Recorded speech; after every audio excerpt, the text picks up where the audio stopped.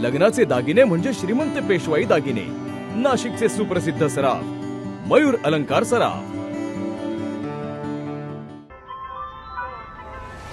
ताज्या बातम्यांसाठी नाशिक न्यूजच्या YouTube चॅनलला सबस्क्राईब करा आणि बेल आयकॉनला प्रेस करा।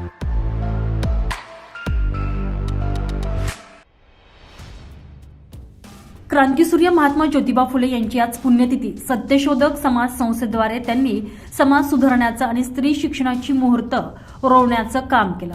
पत्नी सावित्रीबाई फुले यांच्या मदतीने समाजातील स्त्रियांना शिक्षण देण्यासाठी धडपडणाऱ्या ज्योतिबांना आज आदरांजली अर्पण केली जात आहे।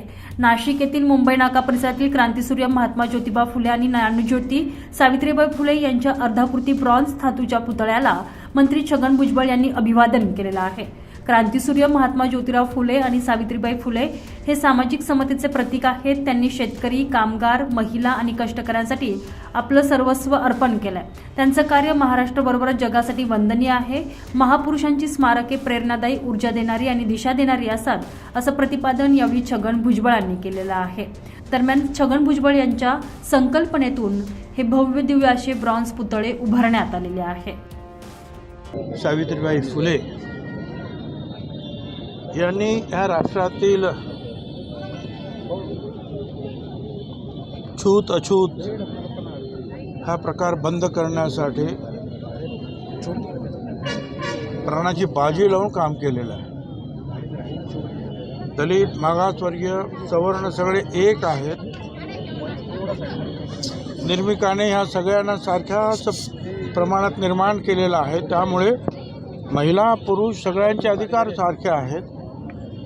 कोणी दलित नाही, कोणी सवर्ण नाही, आदिवासी वगैरे सर्व जे आहेत त्यांना जगण्याचा अधिकार आहे, त्यांना शिक्षणाचा अधिकार आहे, त्यांना संपत्ती बाळगण्याचा अधिकार आहे, त्यांना राजकारणात भाग घेण्याचा अधिकार आहे, त्यांना नोकरी धंद्यामध्ये स्थान मिळण्याचा अधिकार आहे।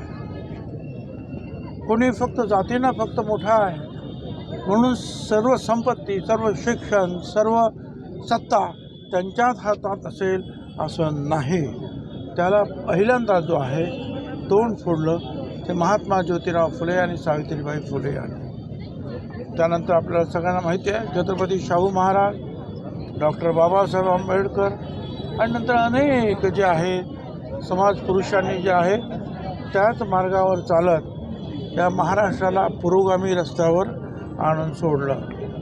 आणि देशामध्ये सुद्धा आज आपण पाहतो आहोत की सर्व ठिकाणी महात्मा ज्योतिराव फुल्यांचं, सावित्रीबाई फुल्यांचं गुणगान होत आहे।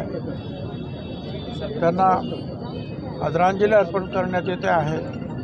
त्यांच्या नावाने शाळा उघडल्या जात आहेत, कॉलेज उघडल्या जात आहेत आणि अशा रीतीने त्यांच्या त्या कर्तृत्वाचा सन्मान केला जातो आहे। संजय परमार, नाशिक न्यूज, नाशिक।